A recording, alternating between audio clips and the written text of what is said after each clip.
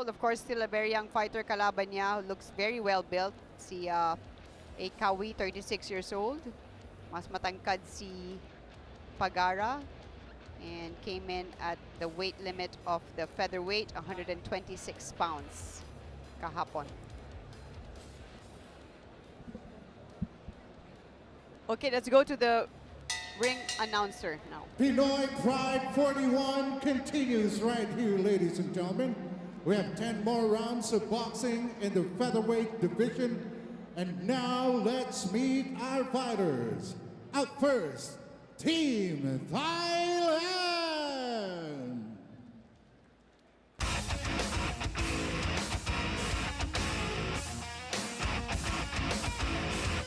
Ito, papasok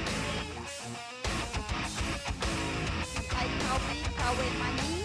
Kanyang record, 16 wins, 9 losses, has scored 6 knockdowns.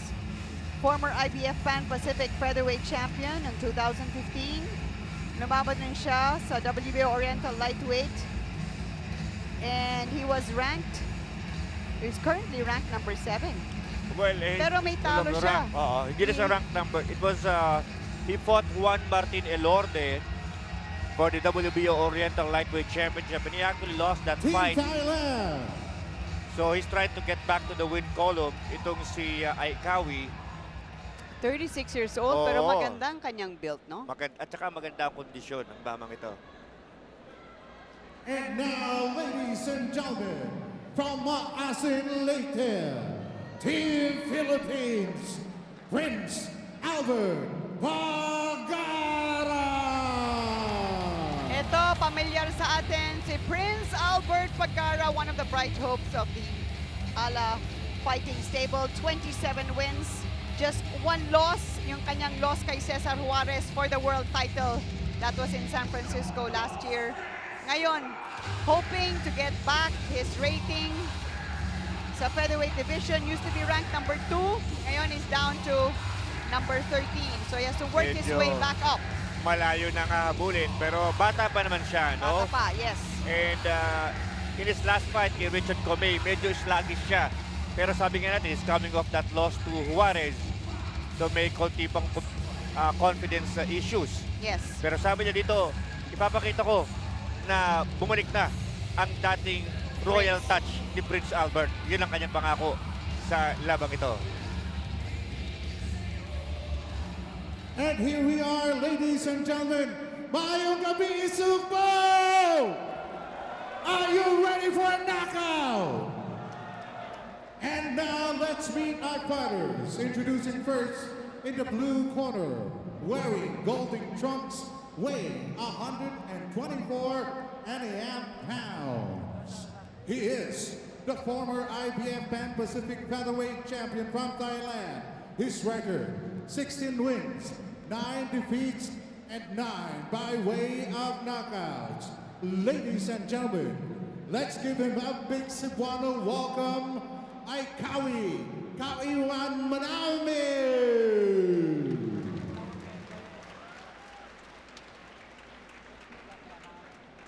And his opponent in the red corner, wearing neon green trunks. His record, 27 wins, 18 by way of knockouts, and 1 defeat. The former WBO Intercontinental Junior Featherweight Champion, the former IBF Intercontinental Bantamweight Champion. He hails from Maasin Leyte, Philippines. Ladies and gentlemen, our very own Prince Albert Pagara.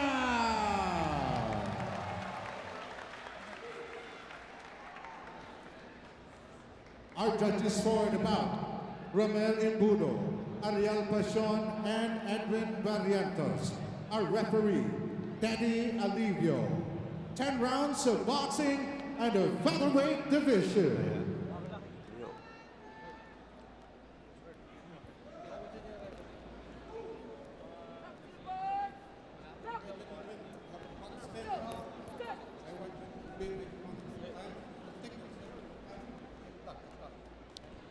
nakita natin si Albert Pagara growing up in his professional boxing career, no, Attorney Ed, mula na nagsimula siya sa Pinoy Pride, no, from being an outstanding amateur from the palarong pambansa, napakaraming gold medal, 10 gold medals na palaro with amateur fighter, and then ngayon started out so good, and then yun na nga, worked his way up to that world title fight against Cesar Juarez.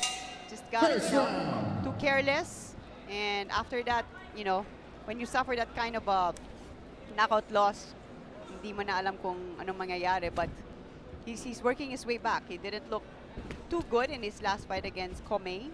Last year pa yun, no? Last November.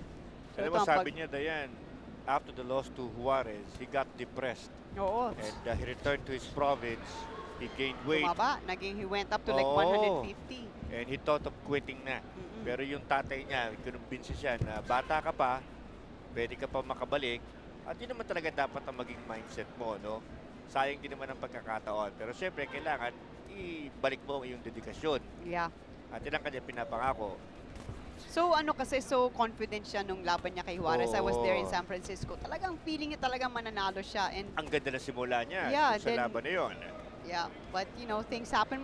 Malakas na kasi yung Malakas si Juarez. Nakita mo naman yung ginawa ni Cesar Juarez kay Nonito Donaire Jr., di ba? Yeah. When they fought for the dun sa Puerto Rico. Grabe yun. Bakbakan until the end. Donaire had one of his toughest fights. You know, he didn't lose just to anyone. He lost to a real strong fighter. But you know, yun na nga, since then, medyo na-discourage siya sa kanyang career, which is natural, pero syempre, you have to rise above yung mga setbacks na ganyan, no?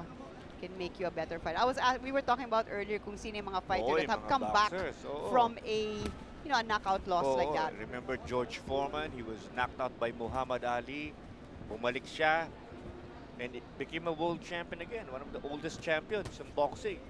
Naging heavyweight champ siya ulit. Although, bihirang-bihira talaga.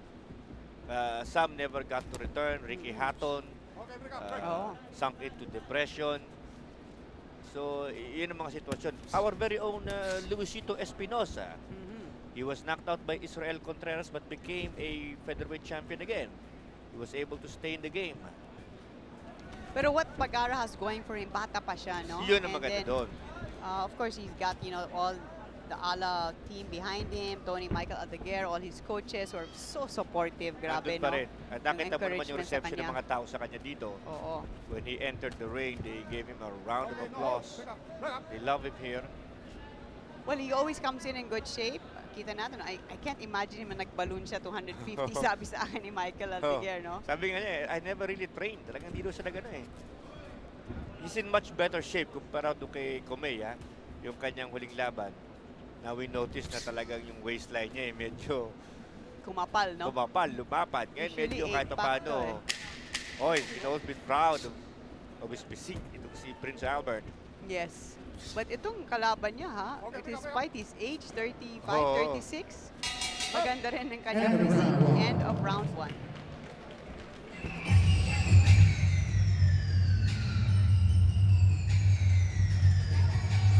Ladies and gentlemen, we'd like to thank our sponsors.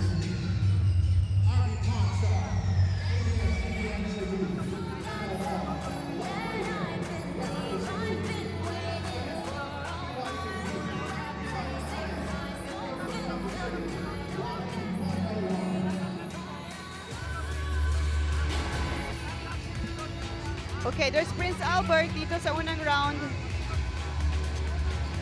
Second fight since he lost to the world title. Good shot to the body. Very awkward din itong si Aekkawee.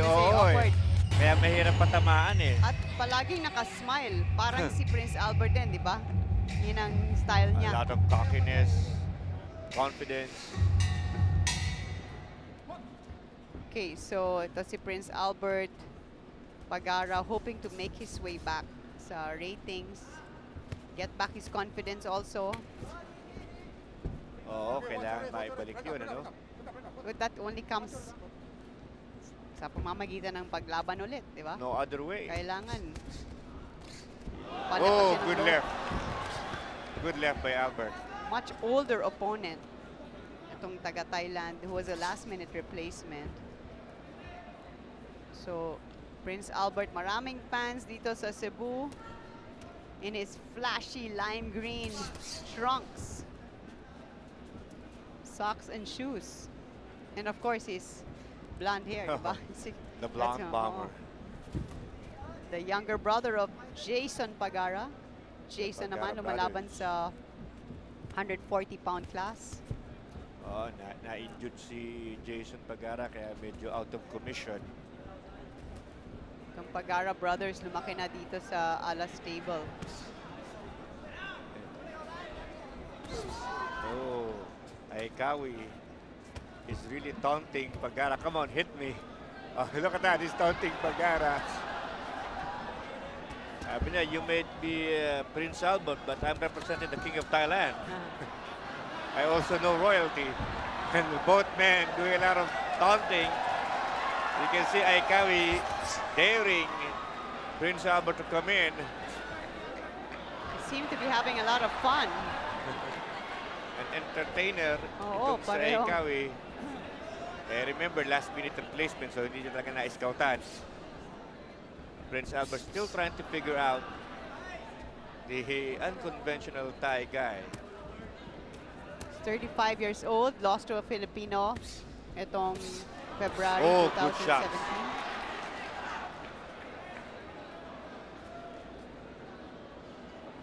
Yes, he lost to Juan Martin Elorde in Paranaque. Ano? February yun, ano? Oo, so he's no stranger to fighting here in the Philippines. Pero siyempre mas bigger stage ito, no? All good shots, pero nasalag naman. Albert was able to pick it up. Ibang klase nito sa Aekkawee, no? Yeah, awkward fighter. Mahirap makakuha ng timing. Oo. Si Prince Albert naghahanap ng rhythm. He's now fighting at 126 pounds. Ay, he looks full. Oo. I mean, maganda naman yung form ng mga muscle ni Prince Albert. A lot of taunting, a lot of taunting.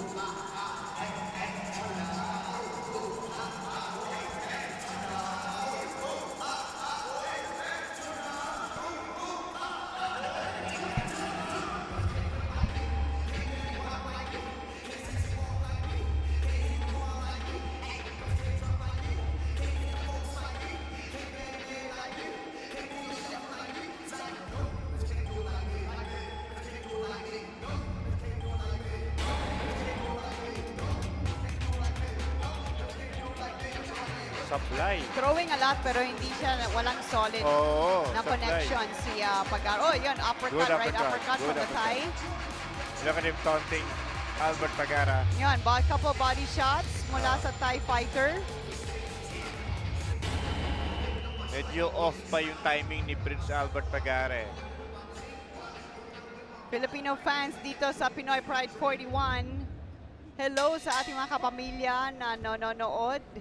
Saan man kayo sa mundo. This is round number 3. Aekkawee ng Thailand. Pagara. So good left. Aekkawee taking it to Albert Pagara. Typical Pagara. Leaning on the ropes. Doing a little rope-a-dope.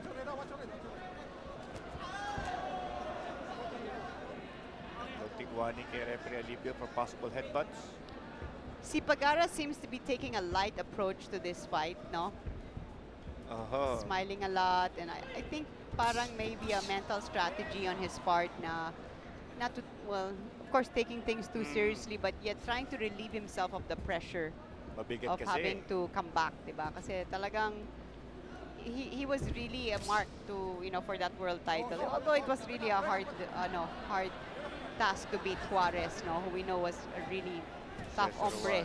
And remember, before the Juarez fight, he has never lost as an amateur or as a pro Yeah, so fighter. actually never pa siya natalo. Talagang unang tikim niya ng pagkatalo yung kay Juarez at talagang masakit, ano? Because after a rip-roaring start, he was stopped, knocked out cold by the slugger from Mexico. Pero sana yung loss na yon will just, you know, serve as an inspiration to him. Imagine mo si Milan Milindo, ilang beses natalo sa world title. Oo. And then nakuha niya in his last attempt. Very awkward. Yes, so Pintahe. si Milan, no, believe talaga ako dun sa Milan determinasyon Milindo. at disiplina. Ilang beses natalo, 3 times ata natalo Oo, for and the then world nakuha niya title. kay Then finally, Yaegashi sa Japan, no, sa nakuha Japan niya. pa. So actually, we have 2 world champions from the Alas stable, si Donnie Nietes Donnie at Nietes. si Milan Milindo, Then of course we have Jerwin Ancahas. who defended his Super flyweight. belt dun sa Australia. Oo. Unfortunately, hindi pinalad si Manny Pacquiao to defend his world title. That's another story. Ganyan talaga. So we have how many world champions? Oh, we have Nietes, Ancahas. Tatlo, kasi si Tapales Milindo. lost, no? Yeah, he was overweight in his last fight, Tapales. And then, of course, General Casimiro opted to relinquish his belt. And here it is, Aekkawee saying, come on, hit me. He's hyper. Ibang klase nito, entertainer, boxer slash Look at entertainer. that. Don't worry, be Aekkawee. Ayun, tinamaan siya ng kanan. Tinamaan siya. He's mocking Pero Albert Pagara right mahirap now. to for Albert now to keep his focus. Because he has to do a job here. He has to win here. And he has gotta to win eliminate this impressively. guy, yeah.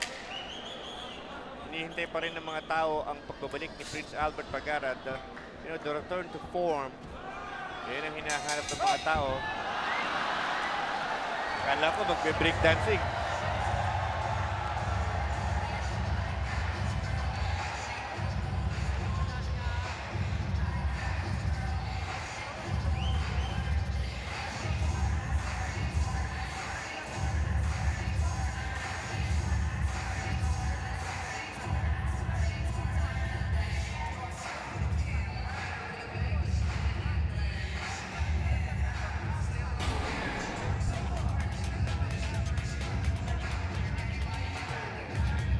Okay, yan yung Thai fighter. Talagang inaayaya si Pagara. At nakaland pa siya ng 1-2 Nakalan pa siya. Kaya mo yan? Konting breakdancing. He's mocking Pagara. Pagara must really buckle down to serious business. Well, he's 35 years old. I Oo. mean, pretty good shape. Mukhang mahabang oras niya sa gym.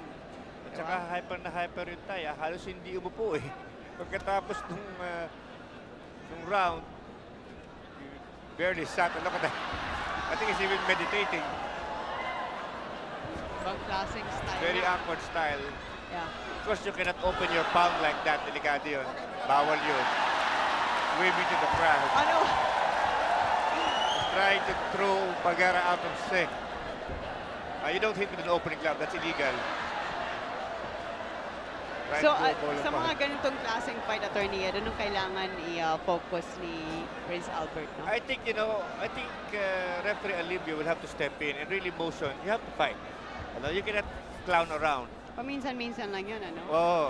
Hindi naman pwedeng ganyan palagi ang laban, I think Pagara will have to stop smiling, buckle down to serious business. Yes. Agree. Make him regret what he's doing. And don't just smile. Ika nga. Kumbaga Pasugin yung niya. Thai trying to make an impression dito sa Filipino audience. Alam mo, napansin ko kay Albert, medyo nawala yung jab niya. Ang ganda ng jab niya nung the pre-Juarez fight. The jab is not that active, sa pawing jab. Dati jab pa lang, maganda na eh. Nagkakabiko na, you can see. Prince Albert pushing, rudely pushing the Thai, Aekkawee. Okay, round 4 na tayo with a minute 20 seconds Even left. Maki.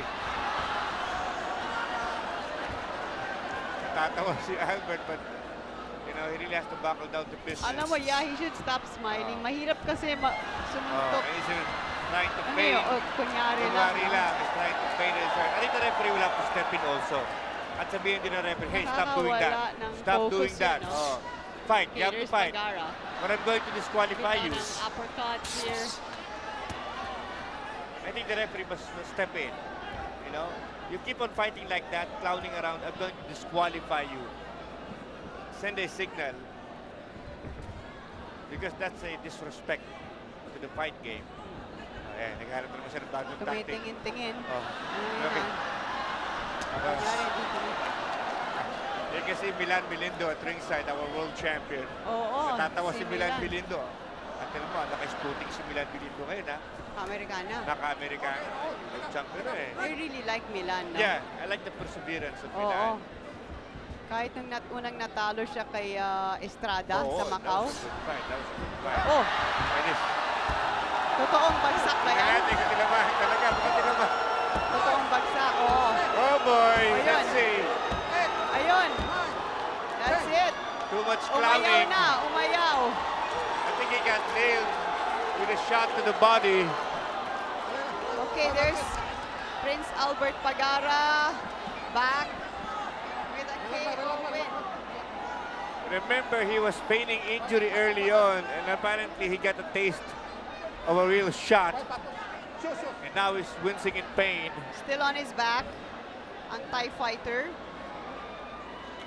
Not smiling Got hit now. with a body punch. We'll see it in the slow-mo because he's pointing to his rib cage. He's pointing to his rib cage. Yan, lahat ng tao nakatayo dito sa IEC Convention Center. Tinitingnan ng big screen, wanting to see yung replay ng punch. It's hard to that see kasi he scored was the clowning knockout. around eh. He was even faking injury, pain. Oh, yeah, panoorin natin. Ito natin. There's a right to the head. Oh, there's Left. a good left. Left to the rib cage. Left to the Huli. ribcage. Huli sa bodega. He paid the price for clowning around. There's a left to the body. Good job by Albert Pagara. Look at that. Good. Sakto sa ano, Kaliwa. sa liver Clean, punch. clean Liver punch. punch. It's a legit punch. He clowned around, and it's Pagara who got the last laugh. Oo. At hanggang ngayon, hindi pa nakakabangon Oo. ang Thai fighter. Ang tingin ko, baka bali ang tadyak eh. Baka bali ang tadyak. Well, hindi na siya bata, no? He's 36 years old. Yes. He may have sustained a broken rib. Dangerous kasi yun, yung patawa-tawa ka the Oo, whole yun fight. yung And then sinasabi ko eh. sa boxing, You Diba? disrespect the game. And that's what's going to happen to you. okay, ngayon si Pagara nandyan sa Sabi ni Prince sentro Albert. ng ring. Ladies and Susubukan gentlemen, niya a big na round of He really- applause. Come on. He's no longer. I think he's really in pain. I think he may have broken a rib. sinubukan ni Pagara na tulungan siya makabangon. Pero I think hanggang he broke ngayon, a rib. He broke a rib. ring doctor is up on the ring. He clowned around. Hindi siya makahinga because he was fooling around. And that's what happens when you fool around in boxing. That's what happens. Yeah. Okay, emergency. It really knocked the wind out of him. Look at that. Medical Perfect help. shot eh. Huli! Look at that. He may have broken a rib. giving him further giving him oxygen. I'm not sure that's really the problem. But meantime, si Pagara going around the ring, papasalamat sa kanyang mga fans. It's a good thing that, you know, Albert buckled down to business. You wanna fool around? I'm here to do a job. Ayan ang aking gagawin. He capitalized on the wide open, cocky defense of the Thai Aekkawee. At ayun, Aekkawee ang nangyari. Hanggang ngayon, no? Nandiyan pa siya sa... I think he really knocked the wind out of him. You know, that was a big shot. And it happened because he fooled around, he clowned around with his defense. Sobra, no? Sobra. So now they're taking him out on a stretcher. Yan ang Thai fighter na kaharap ni Prince Albert Pagara. Yan, tinanggalan na siya ng gloves. And they're strapping him up and giving him some emergency medical help. This is how Still Albert grimacing in looked when pain. he fought Cesar Juarez. Oo, yeah. So, Pero tinan mo lumapit yung naman mukha si niya, Albert. talagang masakit pa rin. He's still grimacing in Kasi, pain. it was somewhere close to the heart eh. Medyo Yung suntok? dikit eh. Uy, Diba, suntok right? eh. Dito, Sa bodega, sa pero kanan. halos sa chest din eh. Halos dito rin eh. Halos may konting kinain sa dibdib yung suntok eh. Kaya talagang really knocked the wind out of the Thai fighter Aekkawee. who will be taken out of the ring via a stretcher. Well, we hope he's okay. I hope he's okay, you know. I hope he's okay. Because he was having difficulty breathing.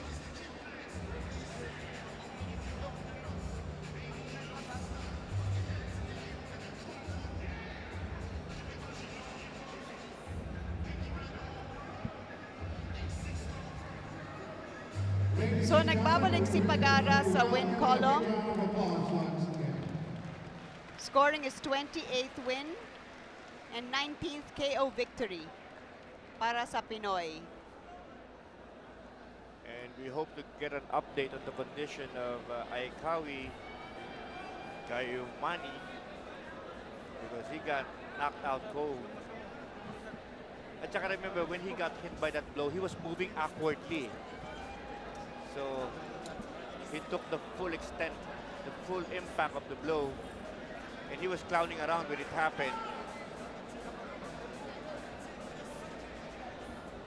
He is holding on to his rib cage. Okay, so we'll go over now to the ring to officially announce Pagara as the winner. 2 minutes and 59 seconds in your colored round. Your winner, by way of knockout, Prince Albert Pagara!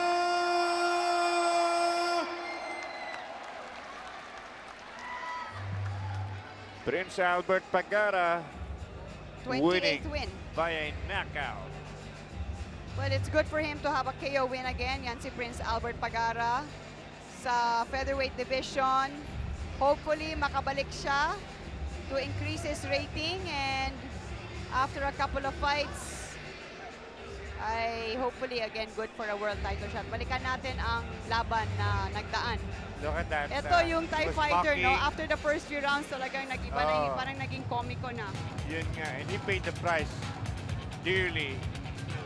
He was clowning around, he was dropping his guard. Albert Pagara buckled down to serious business. Yan, medyo Look at nagbibiro that. pa Yeah, siya ito. na groggy siya, Look at pero that, ito he's na mocking. yung Instead of defending himself, left hook to the body.